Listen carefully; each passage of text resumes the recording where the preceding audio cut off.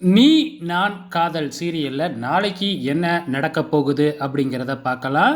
So இன்னிய எபிசோடில் வந்து நம்ம ஹீரோயின் வந்து ஒரு துணிக்கடையில் வேலை பார்க்குறதுக்காக வேலை கேட்கறதுக்காக போயிருப்பாங்க.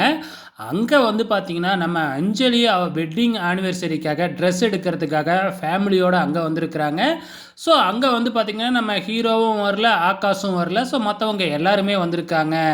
இப்போ ஆகாஷோட அம்மாவுக்கு நம்ம ஹீரோயினை கண்டாவே பிடிக்காது இல்லையா?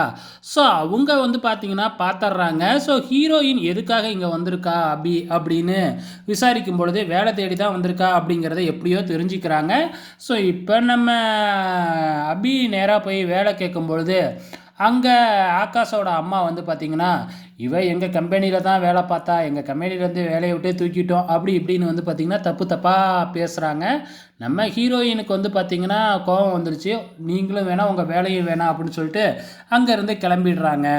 ஸோ இதுக்கப்புறம் என்ன நடக்குது அப்படின்னு பார்த்தீங்கன்னா, நம்ம முரளி இருக்கிறார் இல்லையா? ஸோ அவர் வந்து ஒரு பிளான் போட்டுக்கிட்டு இருக்கிறாரு. என்ன பிளான் அப்படின்னா, எப்படியாச்சும் அபியை கல்யாணம் பண்ணிக்கணும் அப்படின்னு.